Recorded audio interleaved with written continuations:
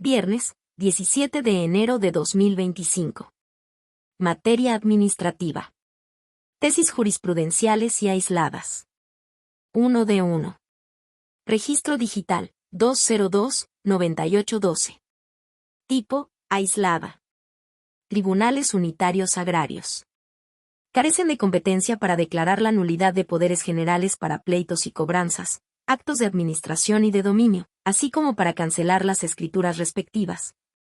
Cuando han sido otorgados en términos amplios conforme a la legislación civil aplicable y no de forma limitada o acotada a la realización de actos de naturaleza agraria.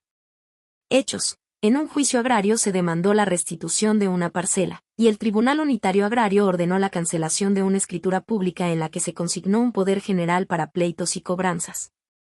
Actos de administración y riguroso dominio, argumentando que conforme a la prueba pericial en materia de grafoscopía, la firma del poderdante no correspondía a su puño y letra. Como consecuencia de lo anterior, el tribunal declaró también la nulidad del contrato de enajenación de derechos parcelarios celebrado con base en dicho poder. En su contra, la parte afectada promovió amparo directo.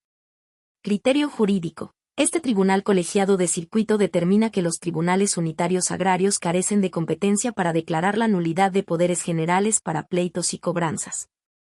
Actos de administración y dominio, así como para cancelar las escrituras respectivas.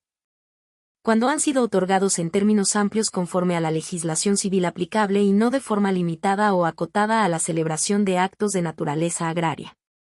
Justificación. De los artículos 16 y 27, fracción 19, de la Constitución Política de los Estados Unidos Mexicanos. 163 de la Ley Agraria y 18 de la Ley Orgánica de los Tribunales Agrarios. Se advierte que el legislador otorgó a los tribunales unitarios agrarios una competencia análoga a la contenciosa administrativa, a través de la cual podrán declarar la nulidad de cualquier resolución dictada por una autoridad agraria que altere, modifique o extinga un derecho o determine una obligación, conforme a la fracción 4 del artículo 18 de la referida Ley Orgánica.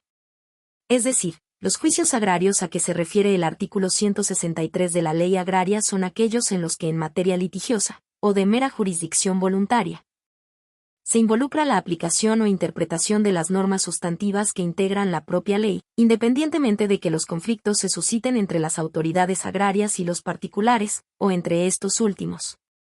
De lo anterior, es posible concluir que en aquellos casos en que se demande la nulidad de un poder general otorgado con base o fundamento en la legislación civil aplicable y del referido instrumento no se advierta alguna cláusula especial a favor del apoderado que le confiera atribuciones para conducirse como dueño, en lo relativo a bienes inmuebles considerados como ejidales por la ley agraria. La competencia se surte en favor de los tribunales del orden civil y no de los tribunales agrarios, pues el estudio de dicha pretensión no involucra aspectos propios del régimen de propiedad ejidal o comunal, cuya resolución de conflictos corresponde a la materia agraria, conforme a los artículos 60, 62 y 69 de la Ley Agraria y sus reglamentos, así como a las disposiciones contenidas en la señalada Ley Orgánica. Primer Tribunal Colegiado en Materias Penal y Administrativa del 21º Circuito.